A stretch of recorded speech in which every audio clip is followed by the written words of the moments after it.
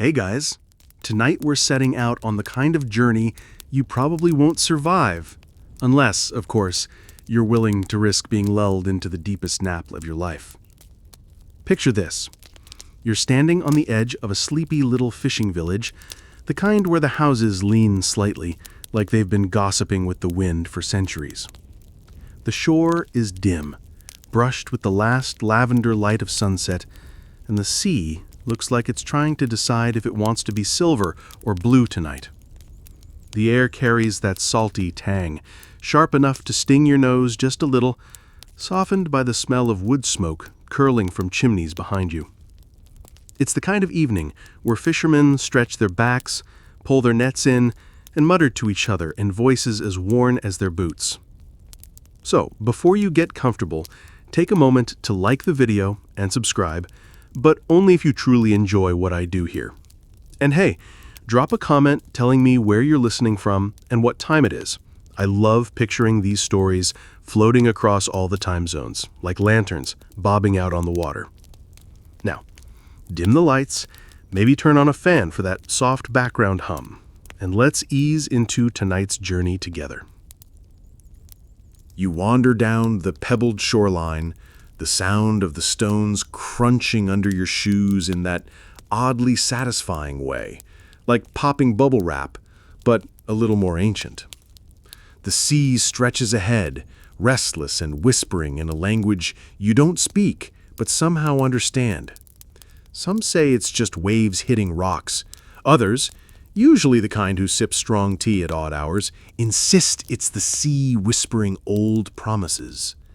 You're free to decide which is true, but tonight, the second option feels closer to the mark.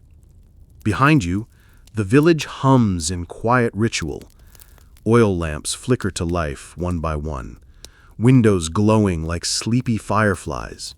Fishermen knot their ropes with slow hands, and the occasional dog trots by with the air of someone who definitely knows everyone's business. This isn't a bustling port. It's the kind of village that history books forget to mention, though it's probably seen more sunsets than most capitals. There's an old story here. Every coastal town has one, of course. This one says that every so often, when the tide breathes out just right, the ocean opens a path to somewhere not quite real and not quite imaginary. A floating island, the elders whisper, though some claim it drifts in and out of existence like a daydream you can't hold on to. Scholars who've studied these tales argue whether such myths began as navigation warnings, don't row too far, kid, or you'll fall asleep on your oar, or if they were metaphors for spiritual journeys. Folklorists can't agree. Was the floating island a caution or a promise? Either way, here you are, leaning into the promise. You stoop to gather your gear. A lantern, its glass smudged with fingerprints from generations before you. A small bundle of bread, because let's be honest, no story should ever begin on an empty stomach.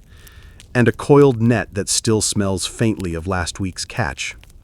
When you lift it, you imagine its size, just a little. That could be your imagination, or it could be one of those old nets that has caught more than fish.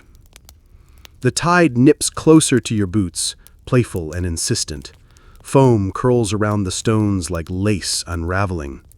Somewhere out in the twilight, gulls give their last squawks of the day, sounding for all the world like cranky toddlers being told it's bedtime.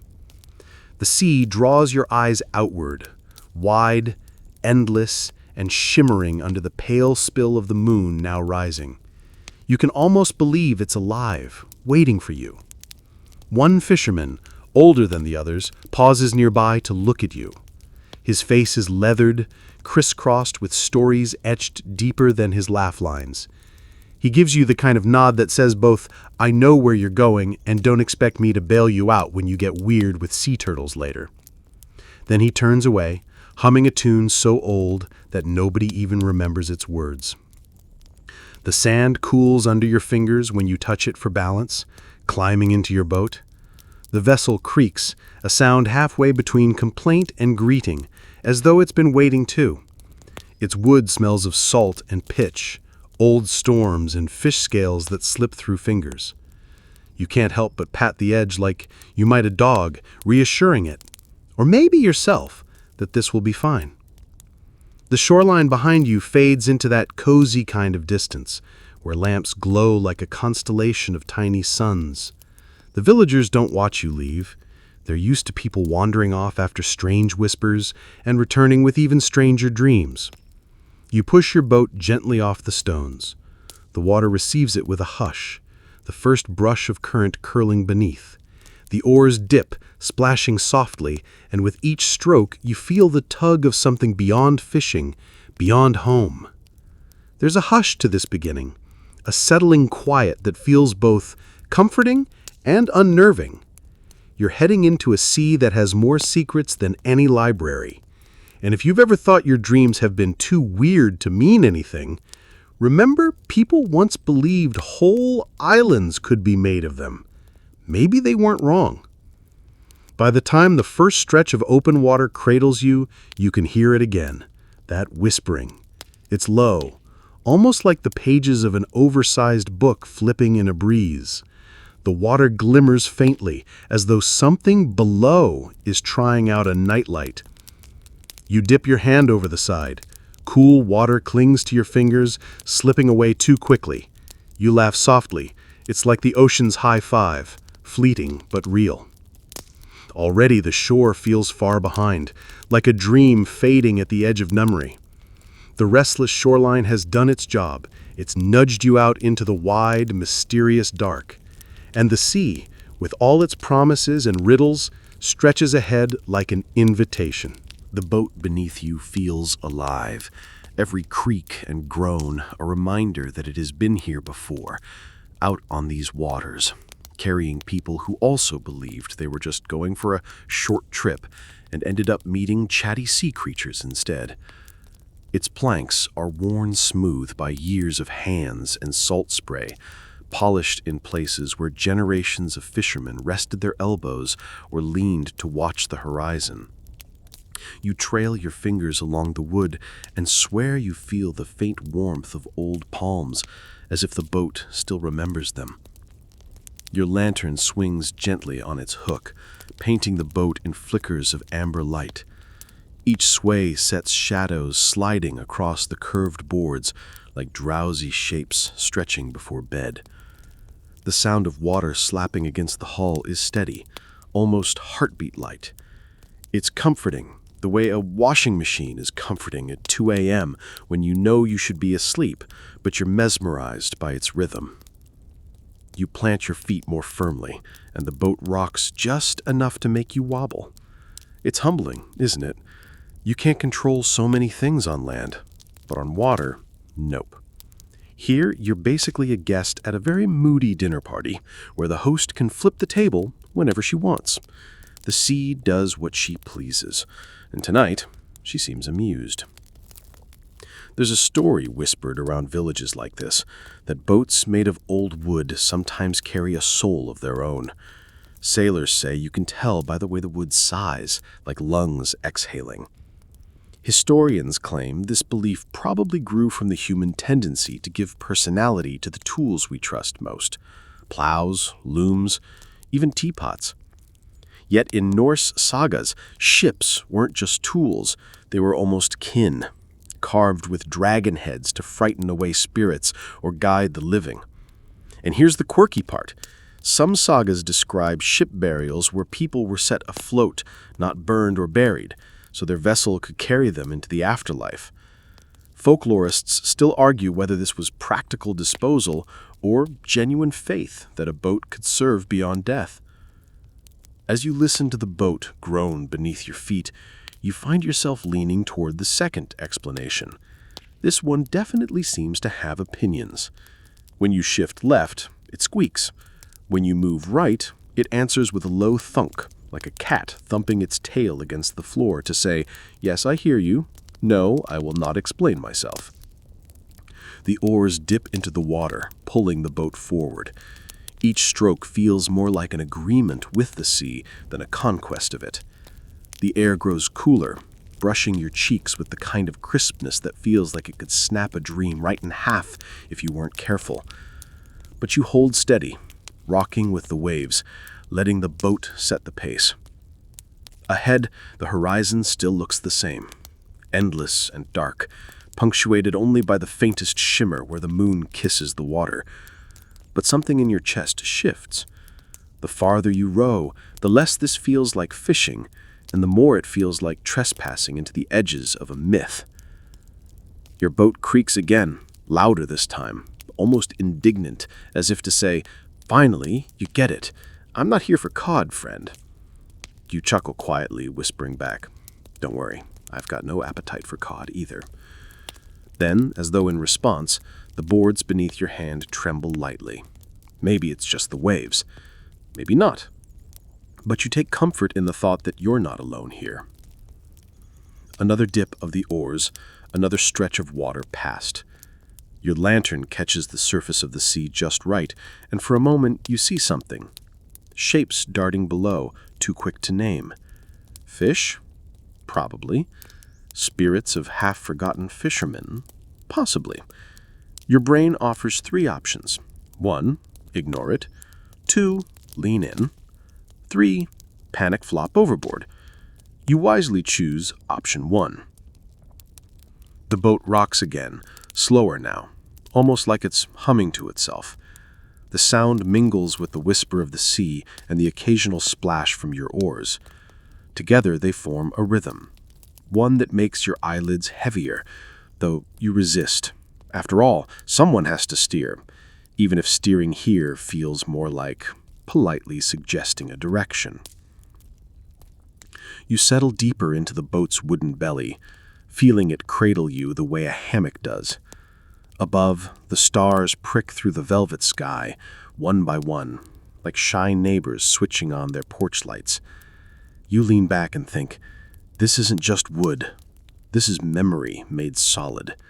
A boat that remembers storms, laughter, tears, spilled coffee from shaky thermoses, and probably more arguments than it deserved to overhear. Tonight, though, it only has you, and you, in turn, have it. 2 travelers, one carved from trees, the other from curiosity, both bobbing together into waters where even the maps go quiet. The air grows softer, cooler, yet strangely comforting, as though you've slipped inside the breath of a story still being told. The shoreline is gone, invisible behind you, and the restless chatter of the village has faded into silence. The boat creaks, steady and unhurried, carrying you towards something you can't yet name. And the sea, she whispers again. Not words this time, but something closer to a lullaby. Ancient, rhythmical, patient. The kind of song you know will follow you into dreams. The sea carries you farther, and soon you realize the water beneath your boat isn't just waves. It feels more like a memory, rolling in soft, familiar pulses. The oars dip, rise, drip, and fall again, each stroke sending ripples across a surface that looks almost too polished, like a mirror tilted toward the sky. For a moment, you wonder if you're rowing across the reflection of the stars instead of the sea itself. The air grows stiller here, heavy but gentle, like someone draping a blanket over your shoulders. Every sound, the dip of your oar, the groan of the boat, echoes a little longer than it should, as though the sea is repeating everything you do just to make sure it doesn't get lost. You lean back, staring at the horizon. The stars are out in full, blinking down at you with the smug confidence of night lights that know you have no better options. It's here, in this hushed middle of nowhere, that the sea begins to feel less like a place and more like a time machine. You remember those afternoons when stories would drift through the village like smoke, about how the ocean carried not just fish, but the past itself. Fishermen swore they'd heard their grandfathers' voices while out at sea, as though the waves stored memories the way shelves store books. And here's a fact that scholars love to argue about. Some ancient cultures, like the Polynesians, actually treated the sea as a vast library of knowledge. They read the swells, the bird flights, the currents, almost as though deciphering lines in a manuscript. Was it science, spirituality, a mix of both? Historians still bicker. Some say it was purely navigational genius. Others insist it was communion with something beyond human. And then there's the strange tidbit. You've probably never heard this, that some medieval sailors believed the ocean had moods, like a person, and you had to learn when to flatter it. Imagine begging the sea not to ruin your fishing trip, the way you beg your Wi-Fi router not to die during Netflix. You drag your hand across the water again. This time, it feels cooler, thicker, as though it's pulling at your skin just a little. The current isn't random anymore. It's guiding you. Slow, deliberate, like it has all the time in the world, which, honestly, it does. A low sigh rises from the water, or maybe from your boat, or maybe even from you. It's hard to tell. Either way, you find yourself smiling. You're drifting through a place where boundaries blur, where sea is sky, memory is present, and you are both traveler and dreamer. The soundscape changes as you drift. Gone are the sharp slapping waves of the restless shoreline.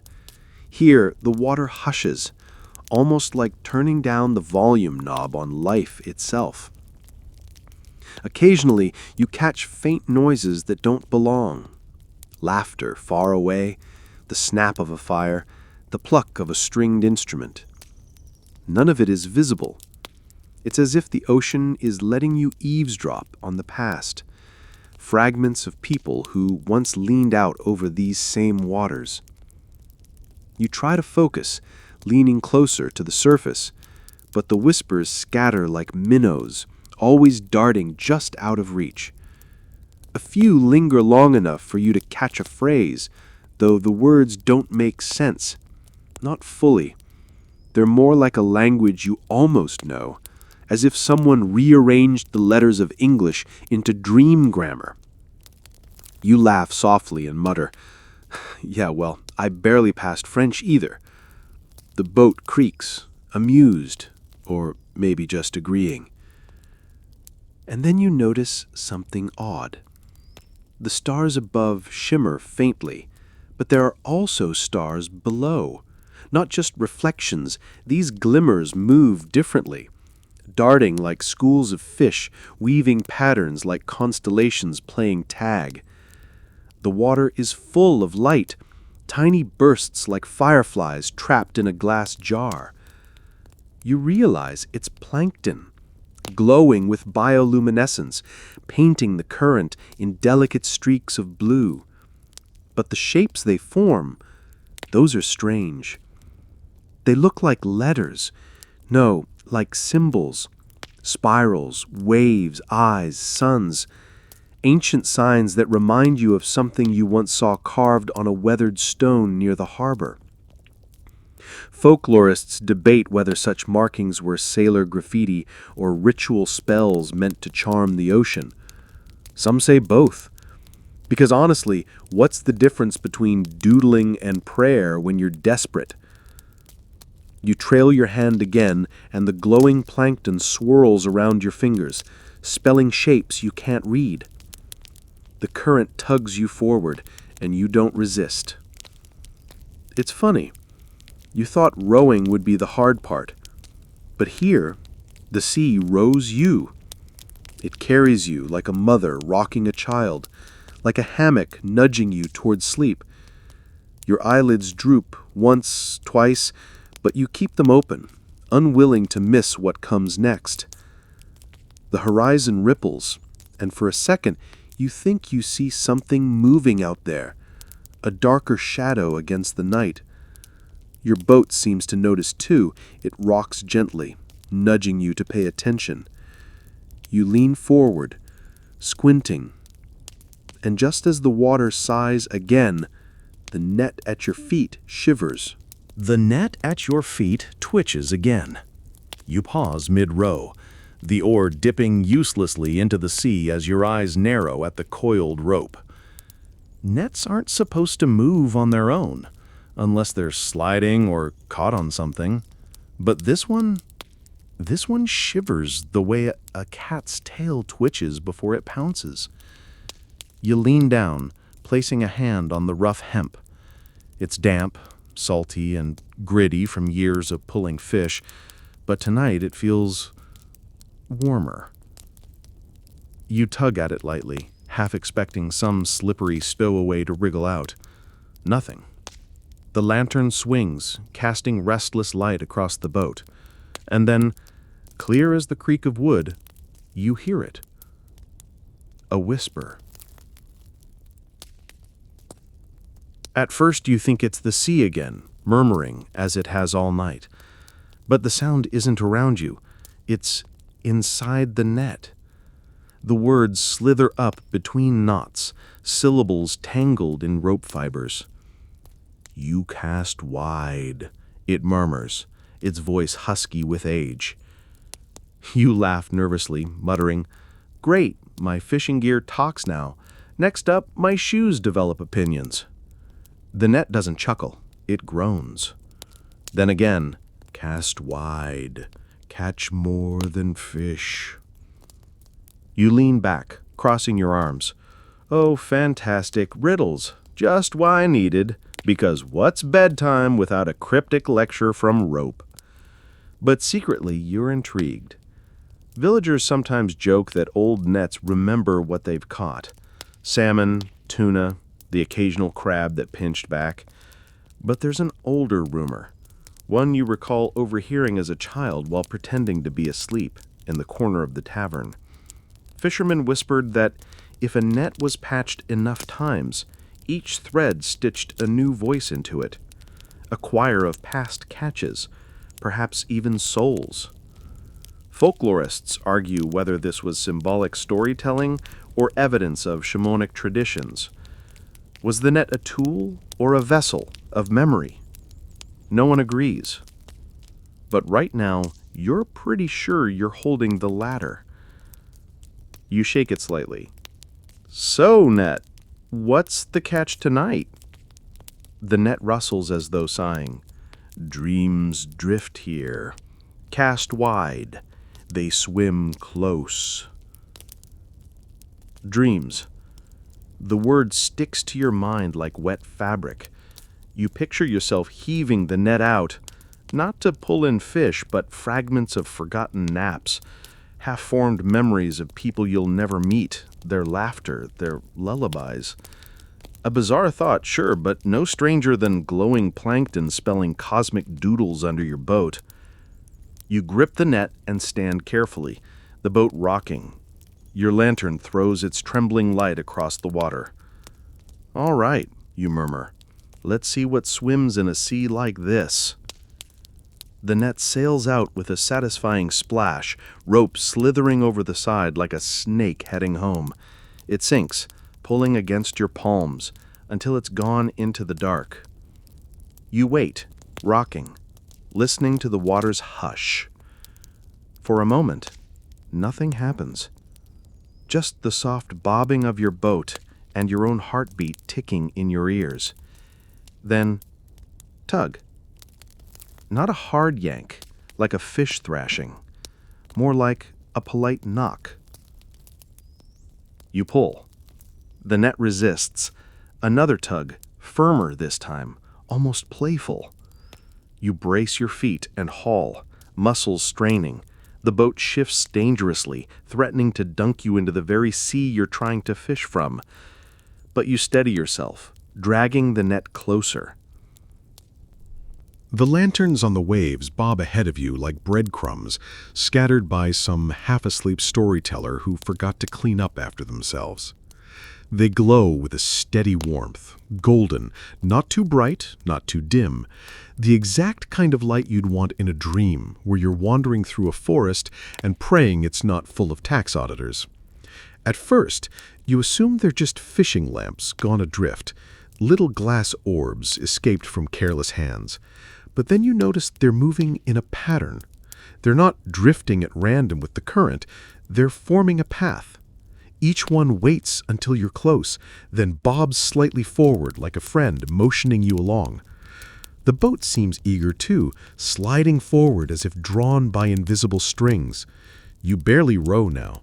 The oars skim the water with a lazy rhythm, but the real work is being done by something else. You rest your hands on the handles, letting them dip and rise almost of their own accord. There's a story tucked into this, you realize. Villages along the coast whisper about lights that appear on the sea, leading sailors away from danger or straight into it, depending on which aunt you asked. Some folklorists argue these lights were inspired by real phenomena, bioluminescent plankton or gas flickers near marshes. Others insist they were metaphors for temptation, the kind that glows warm and safe right until it isn't.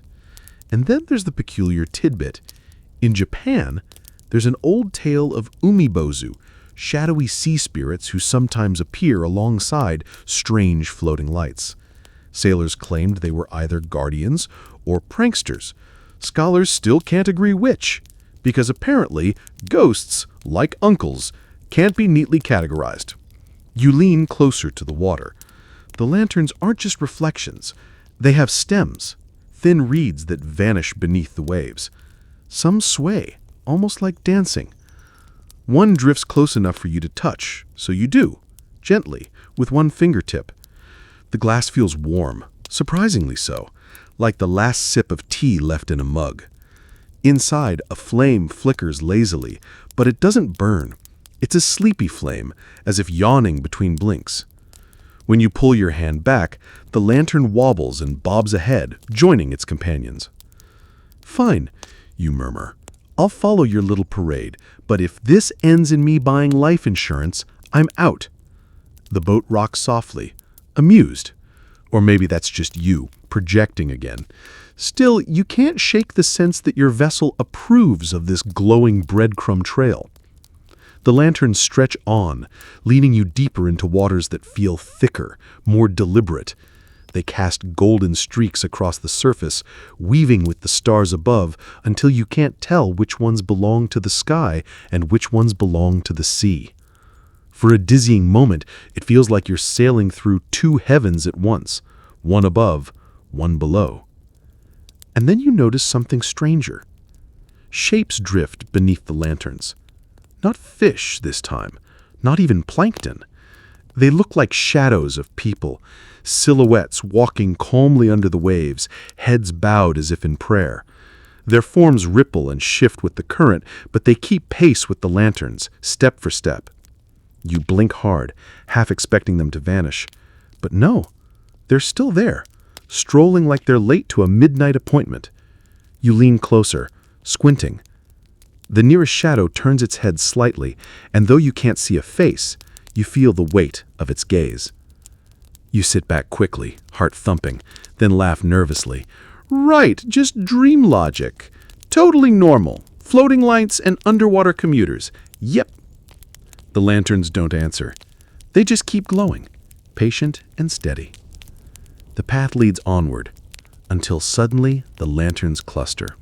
Dozens, maybe hundreds, bobbing together in one wide golden patch. It looks like a festival frozen in time, an entire street of lights transplanted onto the sea. Your boat slows as it enters the glow. The water here is calmer, smoother, like glass freshly polished. You can see your reflection perfectly, but it wavers oddly, as though it's not really you staring back. The eyes seem older, wiser, a little more tired, but in a kind, forgiving way. You don't know whether to wave at it or apologize for your bad posture. Instead, you just whisper, "Okay, I'm listening." And right then, the lanterns flicker in unison, like they've been waiting for you to say that. Their flames bend forward, pointing the way, towards a horizon that shimmers with something new. A shape rising. Not quite land, not quite sky. Something in between. Your journey is about to change. The lanterns thin out, scattering into the dark until only one remains, bobbing directly in front of your boat like a guide who insists on being the dramatic center of attention. The sea hushes, its whispers softening, and then something breaks the surface. A dark shell rises from the water, slow and deliberate, as if the ocean is exhaling it after holding its breath for centuries. At first, you think it's just driftwood or maybe a small island pretending to nap. But then it moves. The shell glistens under moonlight, ridged and ancient, barnacles clinging like medals of honor. And then two eyes appear, half-lidded, patient, impossibly calm. A turtle. No, the turtle. It's enormous, older than anything you can measure, and definitely not the kind of turtle you can pick up and politely relocate from your driveway. This one could carry your whole village on its back without breaking a sweat. Water cascades off its shell in shimmering waterfalls, splashing into the sea with soft applause. You freeze, gripping the edge of your boat, waiting for it to, well, do anything. And then it does. It sings. The sound is low, resonant, the kind of vibration you don't just hear, you feel in your ribs, in your teeth, in your skull.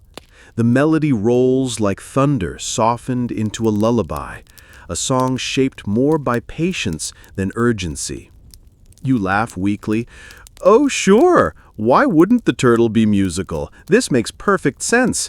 Next up, a crab with a podcast.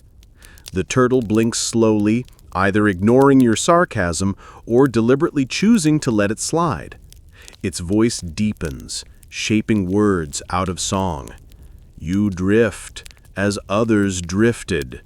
The sea keeps all journeys. You nod because, really, what else can you do? Arguing with a turtle feels like arguing with gravity, pointless and humiliating. There's an old folk tale you remember, stories of giant turtles carrying worlds on their backs. Cultures from India to North America have some version of this myth, and historians still argue whether these similarities are coincidence or proof of some shared ancient memory of the sea. The quirky detail: some traditions describe not one turtle, but four, stacked like a living mythological Jenga tower. Scholars can't decide if that's symbolic cosmology or just proof that people really enjoyed exaggerating. Either way, the idea of riding a turtle's wisdom across the ocean doesn't seem so far-fetched now. The turtle shifts, bringing its massive head closer. Its eyes are dark pools flecked with light, like night skies captured in miniature. Dreams, it rumbles. They cling to you. Be gentle. They are shy creatures. You blink, then glance down at your hands, half expecting to see the wisps from your net still clinging to your skin. And maybe you do. Tiny glimmers that spark when you move your fingers like dust motes catching sunlight. Okay, you whisper. Gentle. Got it. Handle with care, like my grandmother's porcelain teapot. The turtle tilts its head, humming thoughtfully, as though the metaphor pleases it. The sound vibrates through the boat, through the water, through you, settling somewhere deep in your chest. It's strangely comforting, like being wrapped in the bass line of a favorite song. Follow, it sings. The path drifts where lanterns fade. But listen, not only with ears. Listen with skin, with breath, with heart. You want to ask what exactly that means. Do you grow a spare ear? Do you suddenly develop psychic pores? But the turtle is already turning, its shell glinting with reflected starlight as it begins to glide across the water. Your boat follows, obediently. You don't even row, it simply drifts in the turtle's wake. And then, as though deciding this journey needed a touch more absurdity, the turtle begins humming again. Only this time, the melody sounds suspiciously like a lullaby you once heard in the village, one your neighbor used to sing to her twins when they refused to sleep. You chuckle softly. Great! Not only does the turtle talk, but it knows nursery rhymes. What's next? Karaoke night? Still, you let the song settle over you. Its rhythm is hypnotic, its notes stretched wide, each one carrying more patience than most humans can manage in a lifetime. The world shrinks to this. The glow of your lantern, the vast shell ahead, and the music vibrating in your bones. The sea, usually restless, is glass still, not silent, never silent, but softened, like it's leaning in to listen too. After what could be minutes or centuries, the turtle slows. It turns its head once more, eyes half shut, as if already dozing. Here, it hums, the sea of forgotten names. Enter gently. Then, with one last resonant note, it sinks back beneath the surface. The water closes over its shell, leaving only ripples and silence. Your boat rocks gently in its absence. Ahead, the horizon shimmers faintly, as though covered in invisible writing waiting to be read. The turtle's guidance fades into the night, but its lullaby lingers in your chest. And you row on. The sea ahead feels different, like you've rowed across an invisible border. The water thickens somehow, not literally, but in the way it holds sound, the way it listens back. Every stroke of the oar makes a muted, syrupy splash, and even the lantern's flame seems reluctant to flicker here. You lean over the side, squinting into the dark. At first, you see only your own reflection, stretched thin by the ripples. But then, the whispers begin. Not wind, not waves. Names. Soft syllables rising from the deep, brushing against your ears like moth wings. You can't quite make them out, too many, too quick, overlapping like a crowd murmuring in a cathedral. But every so often, one emerges clear enough to sting. A fisherman you knew as a child, a woman who once sold you oranges, the name of your great-grandfather, who supposedly chased a goat across the village square in his underwear. You laugh nervously. Oh, fantastic. The sea remembers everyone's embarrassing moments. Of course it does. But then the names keep coming, faster now. Voices old and young, familiar and utterly strange. It feels as if the water is a library catalog where every human who ever brushed against it was filed away. Historians debate whether ancient cultures believe the ocean literally stored souls, or whether it symbolized collective memory. Quirky tidbit? In some Icelandic sagas, the sea is described as a gossip, passing secrets from one shore to another. Folklorists still argue whether that was meant poetically or as an actual warning to mind your words near water. The thought unsettles you, because right now this doesn't feel metaphorical. It feels alive. You dip your fingers into the water, almost on impulse.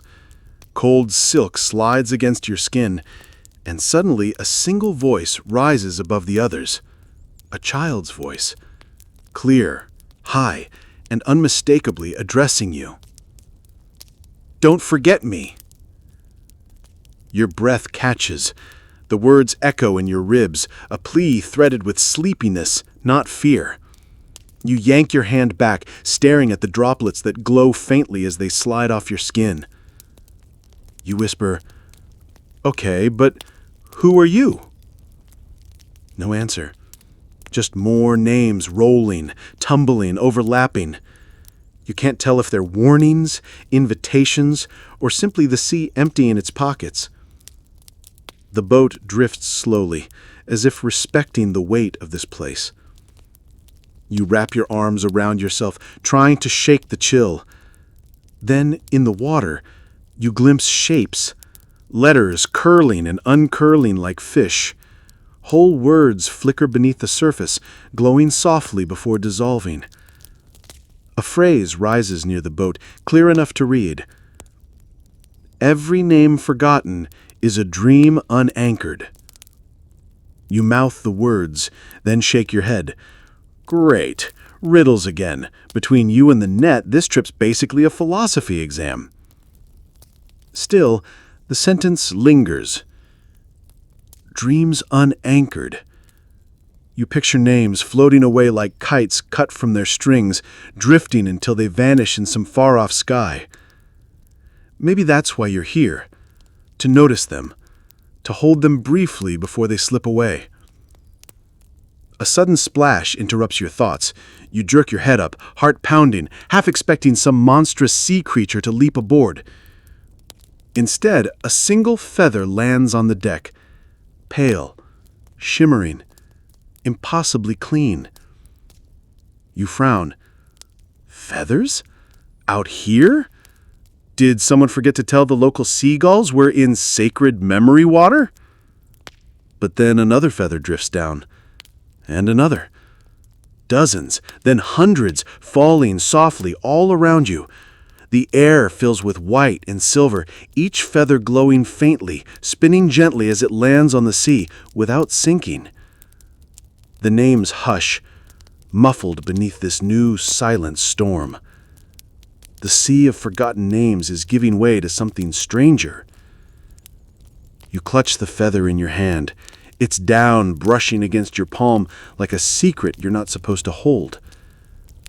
Somewhere above, wings beat softly, but the sky is too dark to show who they belong to. The feathers keep falling, blanketing the water in a pale, glowing quilt. They don't sink, they just drift and overlap, forming a path so delicate it seems the sea has decided to dress up for the evening. You brush one off your shoulder. It's lighter than air, barely there at all, and yet it hums faintly, as though carrying the echo of a lullaby. You tilt your head back, scanning the sky. Something's up there, hidden in the dark, wings too massive and slow for any ordinary bird.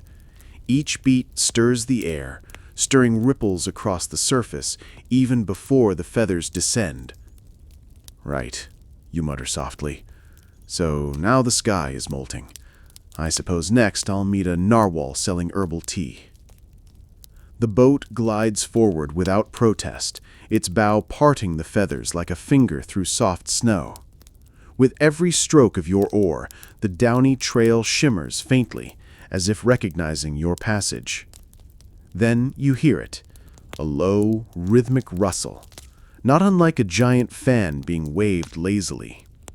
The sound grows louder, nearer, until suddenly the shadow of a wing sweeps across the moonlit water. It's vast, impossibly vast, dwarfing even the turtle you met before. The feathers make sense now. A bird. Not just any bird. A myth given shape. Its outline is hazy at first, a blur of silver and pearl against the night, but then your eyes adjust, and there it is, a colossal heron gliding silently above you. Its wings stretch wider than your entire village square, each feather trailing light like a falling star. Its long neck curves elegantly, head crowned with a faint glow, and its eyes, sharp but not unkind, glance downward at you. You exhale a laugh that sounds a lot more nervous than you intended. Hello, Big Bird? Don't take offense, but you're a little more majestic than the one on TV. The heron doesn't answer with words, but it does tilt its wings. More feathers rain down, settling in your lap, across your shoulders, onto the boat, until you're surrounded in a nest of light. You've heard something about this before. In some Native American stories, herons are guardians of patience and stillness. In Japanese folklore, cranes, cousins really, symbolize long life and carry souls to the heavens. Historians can't decide whether these cross-cultural motifs came from shared trade routes or simply from the universal human awe at really big birds. The quirky part is, there's a medieval European legend about a goose that flew backwards to avoid capture. Scholars still scratch their heads over whether that was symbolic, metaphorical, or just a bird having a bad day. This heron, though, doesn't fly backwards. It swoops low, slow, until its wingtips skim the water, parting the surface like a brushstroke. Your boat rocks gently in the wake, as if acknowledging the majesty overhead. And then it speaks. Not with its beak, but with the feathers that surround you. They tremble, vibrating softly, and the sound spills into words. You drift among names. Do not forget your own. You blink. Excuse me? I think I remember my own name just fine. Unless you mean the one my neighbor calls me when I borrow his tools. The feathers shiver again, almost like laughter. Then, names fade when not spoken. Keep yours close, lest it wander. That gives you pause. You think of the sea of forgotten names, of voices rising and dissolving like mist. Could your own name be drifting there someday, waiting for someone else to catch it with a net? The thought makes you clutch the feather tighter. The great heron circles once more, then banks away, trailing sparks of pale light that linger in the air like fireworks slowed to a crawl. A few feathers remain on your boat, glowing faintly, pulsing like sleepy heartbeats. The sea calms again, quieter now, as though the bird has smoothed it with its passing. Ahead, the feathers on the water fin, parting to reveal open sea once more. You tuck one feather into your shirt, just above your heart. Insurance, you tell yourself, or maybe just a souvenir. The boat drifts onward, leaving behind the feathered path. The whispers of names return, fainter this time, softened by the heron's visit. And on the horizon, something new glows. Not lantern light, not moonlight, something warmer, like fire seen through fog. You row toward it, feather humming faintly against your chest. The glow ahead grows brighter with every slow stroke of your oar. At first, it looks like a mirage, a trick of tired eyes, some odd smear of light that refuses to stay still. But then the outlines sharpen.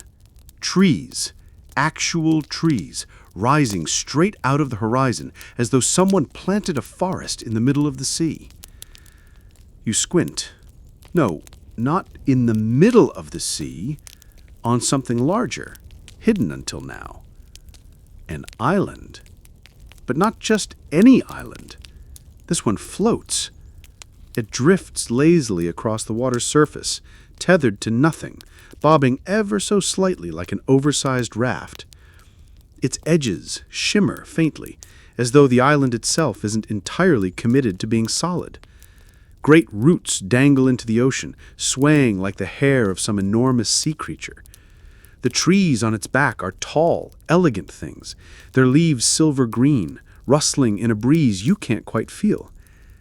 And strangest of all, the trees sway not with the wind, but with something else, some drowsy rhythm, as though they're nodding in their sleep. Your boat slows instinctively, bow tipping toward the island as though in reverence. You lean forward, resting your chin on the oar. Well, floating island. Didn't see that one on the nautical map, unless it was in the section marked, "Here be coffee stains." The closer you come, the more the island reveals. Firefly-like lights twinkle between the trees, weaving in and out of branches, while faint trails of mist curl around the trunks. The air smells different here. Faintly sweet, like bread just taken out of the oven, mixed with the salty tang of the sea. It makes your eyelids heavier, like someone turned the atmosphere into a weighted blanket. There are stories about islands like this, In Irish legend, there's High Brazil, a phantom island said to appear once every 7 years. Greek myths speak of Delos, a floating isle where gods were born. Folklorists debate whether these tales were metaphors for spiritual journeys or whether sailors really did glimpse strange, shifting landmasses across foggy waters. And then there's the quirky tidbit. Medieval maps sometimes included islands that never actually existed, probably because the cartographers were relying on secondhand gossip, or because someone spilled ink and decided to call it Atlantis. Still, as your boat brushes against the roots, the debate seems irrelevant. This island is no metaphor. It's right here, rocking gently like a cradle. You reach out and grab one of the dangling roots. It feels warm, pulsing faintly as though the island has its own heartbeat. The texture is rough, fibrous, but strangely reassuring, like holding the hand of something immense and steady. With a grunt, you pull the boat closer and climb out, feet landing softly on damp earth. The ground doesn't sink. It supports you as though it has been waiting, though it sways slightly with the ocean roll. You straighten up and look around. The trees tower above, their branches laced with silver threads of mist. The leaves catch moonlight, glowing faintly from within. And when the wind, or whatever passes for wind here, stirs them, they rustle with a sound suspiciously like whispering. You take a cautious step forward. The ground hums under your feet, not unpleasantly. The whole island seems alive, a living creature wrapped in the disguise of soil and roots. All right, floating island, gently snoring trees, mysterious glow. 10 out of 10 for atmosphere. Let's just hope there's no admission fee. Something flickers between the trees just ahead, a glow brighter than the rest. You pause, then grin faintly, because if your luck holds, this next part of the dream will probably involve shopping. The glow draws you deeper into the drifting forest. The earth beneath your feet sways gently, like a hammock stretched across the ocean. You walk slowly, partly because the ground insists on rocking you into a nap, and partly because every step releases a faint shimmer of light, as though the soil has been sprinkled with stardust. The trees thin just enough to reveal it. A marketplace. Not bustling, not loud, but alive in a softer way. Stalls are set up beneath branches that arch like cathedral ceilings, each one glowing with lanterns shaped from shells, polished stones, or clusters of luminous fruit. The merchants don't shout for attention. They wait in silence, smiling, as though they already know what you came for. You step closer, blinking at the goods laid out before you. They're not selling fish or fabrics or apples. They're selling dreams. One stall displays glass jars, each filled with drifting images, a child flying a kite over golden dunes, a baker pulling loaves from an oven that smells sweeter than memory, a fox in a velvet waistcoat bowing theatrically before a crowd of toadstools. Each dream swirls faintly, pulsing with light when you lean near, as if recognizing your curiosity. Another stall offers folded cloths that shimmer when touched. You brush one with your fingertips, and suddenly you're standing on a mountain peak, wind roaring in your ears, your chest swelling with triumph. You snatch your hand back, gasping, and the mountain vanishes. The merchant, a woman with hair braided into constellations, just smiles knowingly. You wander on. One booth has only feathers, like the ones you caught at sea, but each hums with a different note. Another stall sells bottled laughter, soft giggles, hearty chuckles, polite titters, all neatly labeled like flavors of tea. You pick one up, shake it gently, and the laugh inside bursts out, startling you into laughing along. You mutter, "Perfect. I just bought comedy in a jar. Netflix could never." There's history to this. Ancient markets weren't just for goods, they were for stories, for trading gossip, news, and myth. Folklorists often point out that marketplaces shaped cultural memory more than kings or generals ever did. The quirky bit?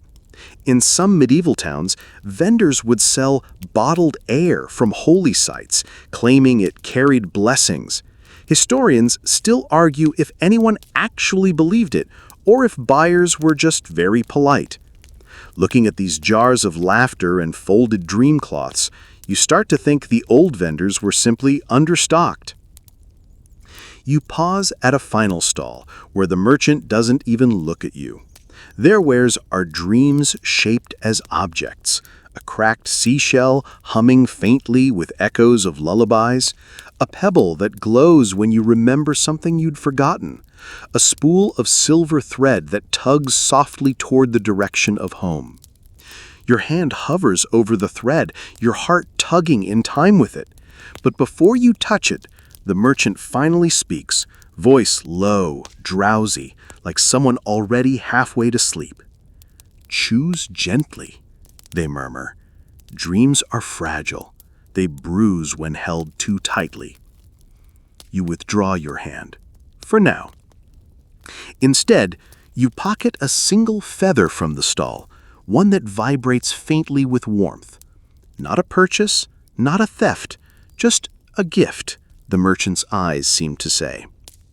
As you step back, the entire market seems to exhale. The lanterns glow softer, the jars quiet, the feathers still, as though they know you've taken what you needed. Beyond the stalls, a path opens between trees where the glow brightens once again. You sense the market has given you permission to move forward. You grin faintly, patting the feather in your pocket. Well, add that to my shopping list. Bread, milk, 1 jar of giggles, and a dream feather. Should fit nicely next to the cereal. The forest hums approvingly as you leave the dream market behind. The path from the dream market curves gently upward, roots and soil swaying with each step. The glow ahead softens into a new light, warmer, richer, like candle flame hidden inside fruit. And then you smell it. Something impossibly sweet, a fragrance that slips straight past your nose into your memory. Apples, pears, peaches, and something stranger. Notes of honey, lavender, and warm milk. You step into a clearing, and there it is, the orchard of slumber. Rows of trees stretch out before you, each one heavy with luminous fruit. The branches bend low under the weight, leaves trembling as though struggling to stay awake. The fruit itself glows gently, spheres of golden light, pulsing like sleepy fireflies. You wander closer, brushing your hand against a trunk. It's warm, almost feverish, and the hum you feel beneath your fingers vibrates up into your chest. These trees are alive in more than the usual way. They're drowsy, slow, caught in a half-dream themselves. A soft breeze passes through, shaking the branches. A few pieces of fruit drop, landing with muted thuds, releasing bursts of fragrance that make your eyelids heavier than they already were. You laugh weakly. Great, a garden that doubles as a sleeping pill. Someone needs to bottle this and put melatonin out of business. You crouch and pick up one of the fallen fruits. It glows in your hand, light seeping between your fingers. Its skin is smooth, almost velvety. And when you bring it closer, the scent hits harder. Warm sugar with a twist of something herbal, like chamomile. You hesitate, then take a bite. The sweetness is overwhelming, not cloying, but infinite. Each chew feels like it unlocks a memory of rest, lying under blankets as rain patters on the roof, nodding off during a too long lecture, that one time you fell asleep mid-conversation and your friend covered you with a jacket. The taste makes your body remember rest it didn't know it missed. You sink to the ground, fruit in hand, chuckling softly. Okay, fine. World's best snack. If I disappear into a nap, tell people I died happy. Orchards in myth often carry heavy symbolism. In Greek stories, Hera had her golden apples of immortality.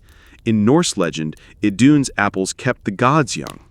Folklorists argue endlessly about whether these fruits represented literal food or metaphorical wisdom. The quirky tidbit? In some Persian tales, orchards weren't just places of food. They were schools, teaching visitors through scents and flavors rather than lectures. A test you could fail simply by refusing to taste. As you finish your bite, you notice the fruit doesn't vanish. Instead, it fades into a soft puff of mist, leaving your palm empty but warm. Your stomach doesn't feel full. Instead, your whole body feels heavier, but in the gentlest way, like someone's been gradually turning the dial down on all your muscles. You glance around. The trees seem pleased, their branches swaying just enough to scatter light across your face. A few firefly-like motes drift down from the canopy, settling on your shoulders, dimming your edges. You sigh, leaning back against the trunk. For a moment you're tempted to stay here forever, lulled by the orchard's hum. But then you remember the feather in your shirt pocket, thrumming faintly against your chest, nudging you onward. Somewhere deeper in the island, something still waits, something that feels important. You rise with effort, brushing soil from your clothes. Another piece of fruit drops near your foot, glowing faintly, almost as if offering itself for the road.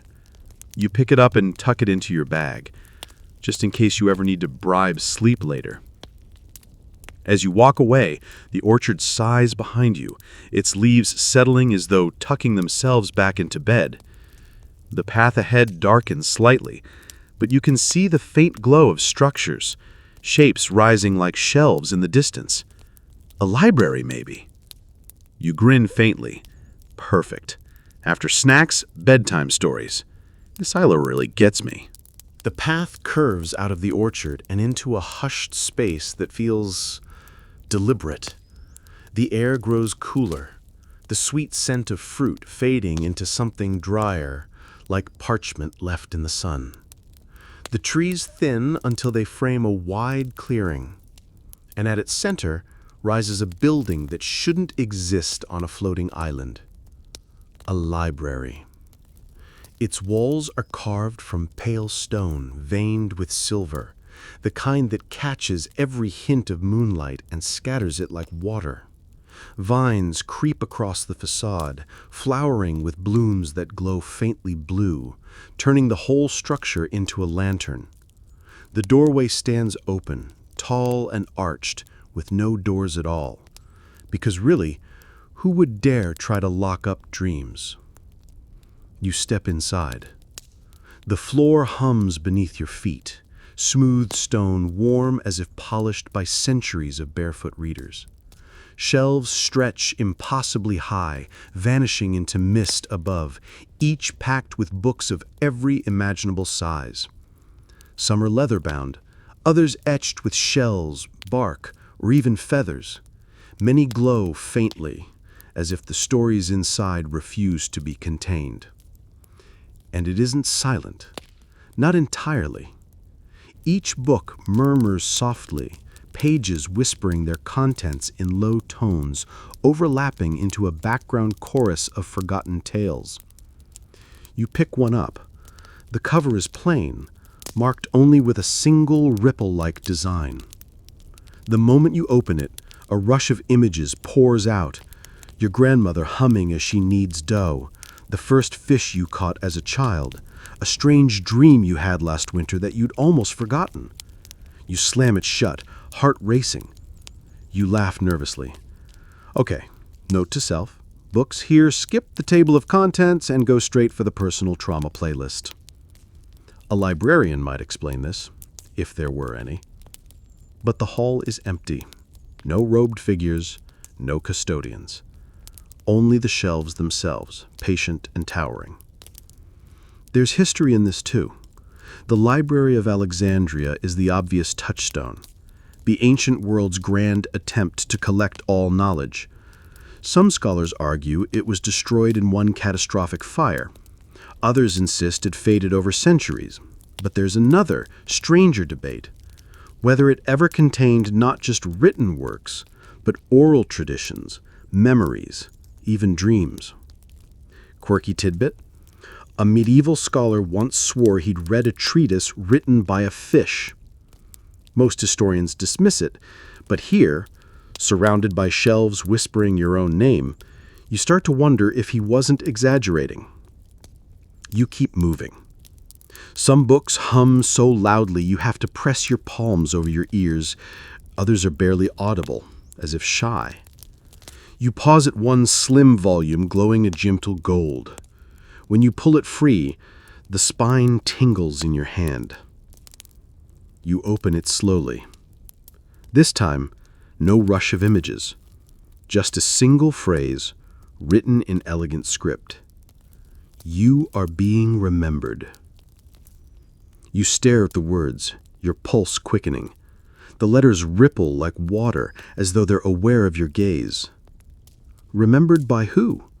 By what? Before you can dwell, the book closes itself with a soft snap, sliding back into the shelf as if it had never moved. You mutter, "Cool trick. Library card must be a nightmare here." Somewhere deeper inside, a glow flares brighter, beckoning. You follow, weaving past shelves that bend subtly to guide your path. At last, you reach a chamber at the very heart of the library. Here, the shelves fall away. Instead, a circular pool lies in the center of the room. Its surface is still, perfectly reflective, but you can sense it isn't water at all. More like ink, a mirror that wants to be read. The air thickens, heavy with the weight of countless voices hushed in anticipation. You kneel at the pool's edge.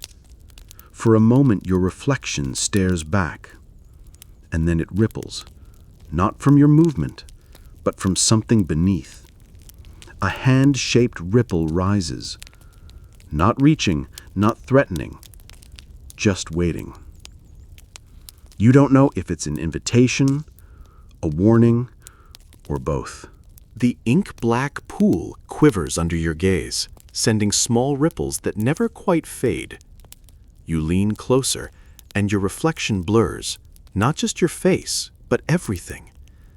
The image reshapes itself, layering other faces over yours. Some look familiar, fleeting impressions of neighbors, relatives, even strangers glimpsed on the street. Others are utterly alien.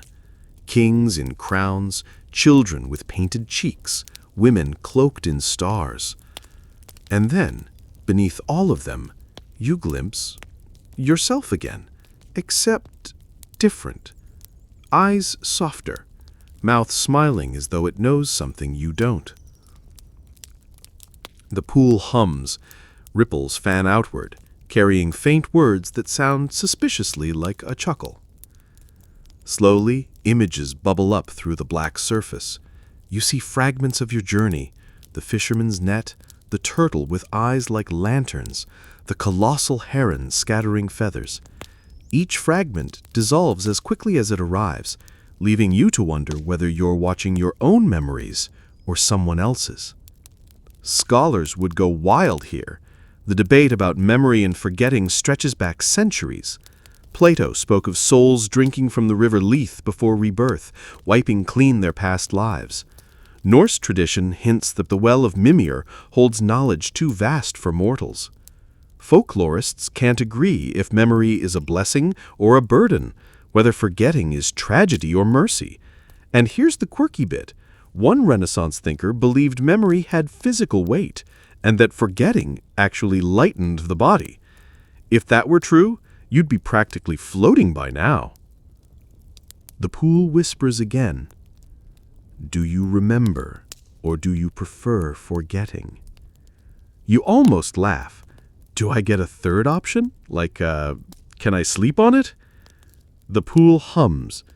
Ripples fan outward, carrying faint words that sound suspiciously like a chuckle. Slowly, images bubble up through the black surface. You see fragments of your journey: the fisherman's net, the turtle with eyes like lanterns, the colossal heron scattering feathers. Each fragment dissolves as quickly as it arrives, leaving you to wonder whether you're watching your own memories or someone else's. The pool whispers again. Names are anchors. Do you carry them still? You hesitate, pressing a hand against your chest where the feather rests. It throbs faintly in response, like a heartbeat outside your own. You speak your name aloud, quietly, almost embarrassed, like reciting a password in public. The pool brightens. Your reflection sharpens again, whole this time, as though the act of speaking glued the pieces back together. Okay, guess I passed the pop quiz. The ink shimmers once more, then begins to rise, lifting, shaping itself into tendrils that curl upward like smoke. They don't grab you, they guide you. The tendrils stretch into a path, arcing out of the chamber like stepping stones made of liquid night. You wipe your palms against your thighs.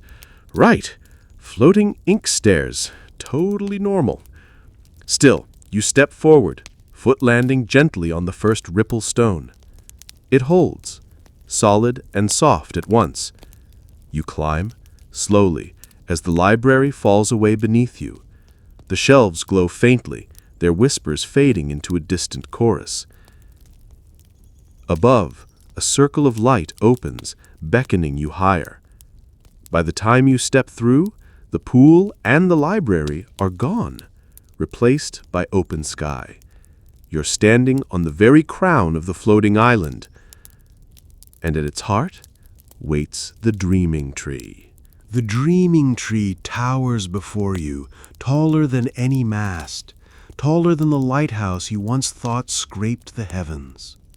Its trunk is wide enough that you'd need a week to walk around it, and its bark shimmers with shifting colors, sometimes silver, sometimes bronze, sometimes the pale blush of dawn.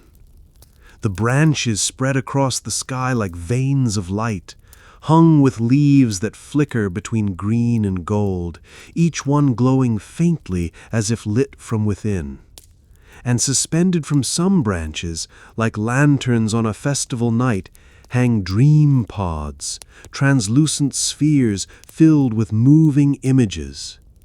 You step closer. In one pod, you see a fisherman, yourself but younger, pulling up nets filled not with fish, but with stars. In another, a child sails across a bathtub ocean, rubber duck crews saluting. Yet another shows an old man sleeping under a tree, smiling faintly, as if content with the secret he will never share. Each pod sways gently, as though the tree is breathing. The air around it vibrates with sound, half lullaby, half heartbeat, steady and soothing. You mutter, "Well, if IKEA ever sells one of these, I'm buying two." At the tree's base lies a shallow hollow. You notice offerings there: seashells, carved figurines, folded scraps of paper, some ancient, some fresh. You realize this tree has gathered prayers and wishes for longer than anyone could measure. There's history to trees like this. In Norse myth, Yggdrasil connected all worlds, roots spanning across existence. In Celtic tradition, the sacred oak was a portal between realms. Folklorists debate whether these trees represented literal worship sites or symbolic anchors for the psyche. And here's the quirky tidbit. Some villages in Eastern Europe still tie ribbons to wishing trees, though no one agrees if it's for luck, love, or just because the tree looks underdressed without them. The dreaming tree hums louder as you place your hand on its bark. Warmth floods your arm, seeping into your chest. Your eyes close, not because you mean to, but because the tree insists. And then you're inside. Not physically, but in vision. You stand within a web of roots, each root pulsing with a thread of light. They stretch infinitely, down into the sea, across the world, into the stars themselves. Every root carries a dream, and every dream hums softly, contributing to the lullaby you've been hearing. Your breath catches. The tree isn't just a tree, it's the nervous system of sleep itself. The feather in your pocket quivers, glowing faintly, and the tree seems to notice. One branch lowers slowly, a leaf brushing your shoulder. The dream pod closest to you trembles, cracks, and opens like an egg. Inside it swirls a light, gentle but insistent. It drifts into your hands, weightless but present, a gift wrapped in glow. You don't know what it is, not fully. Memory? Rest? A promise? But as you hold it, your body loosens, as though every knot has finally untied itself. The tree hums approval, and for the first time in a long while, you feel not like a fisherman, not like a wanderer, but like someone home. The gift from the dreaming tree glows in your palms, shifting colors like an opal dipped in moonlight. It doesn't weigh anything, yet your arms feel full, as though carrying an entire night's worth of rest. You tuck it carefully into your chest, and it sinks inward, vanishing without resistance, leaving only a soft hum in your ribs. The tree exhales. Its branches ripple with light, leaves rustling in a breeze you can't quite feel. Above you, the dream pods sway in rhythm, as though the entire tree is celebrating quietly, a lullaby sung without words. You sit at the base, leaning back against the bark. For the first time since stepping onto this island, you don't feel the urge to move on. The feather in your pocket lies still now, its work complete. Your eyelids grow heavy, but you resist, just long enough to take one last look. The view from the crown of the island is endless. The sea glitters with silver trails left by wandering turtles. Clouds drift lazily below, shaped like sleeping giants, and beyond them, faint specks of light rise, not stars, but other floating islands, each glowing faintly like lanterns in the distance. You chuckle. So it's not just one dream island, it's a whole archipelago. Somewhere, somebody's fishing up even weirder stories. There's a history here too. Myths across cultures speak of islands beyond. Avalon in Arthurian legend, the Fortunate Isles of Greek lore, the Isles of the Blessed where heroes rested. Scholars can't agree if these were imagined paradises or metaphors for peace after death. The quirky part? Some ancient maps actually marked them with tiny sketches, as if the cartographers figured, might as well cover all bases in case we bump into heaven by accident. The dreaming tree hums again, gently, like it's answering your thoughts. You realize you've reached the end of this journey, not because the island has nothing more to show, but because your body finally trusts that it can rest. Your last conscious thought before slipping under is simple. You are exactly where you're meant to be. And now the island begins to fade. The dreaming tree, its branches glowing, slowly dims its light, not vanishing, but settling into a softer rhythm, like the last candle flickering before sleep takes hold.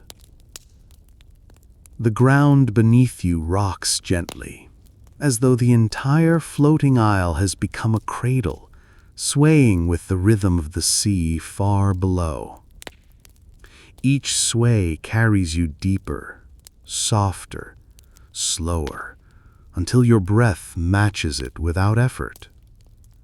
The glow of the orchard, the whisper of the library, the soft laughter bottled in the market, all of it lingers around you, but farther now. as if your mind is packing them carefully into drawers labeled dreams to revisit later. You feel the warmth of the tree's gift pulsing faintly in your chest.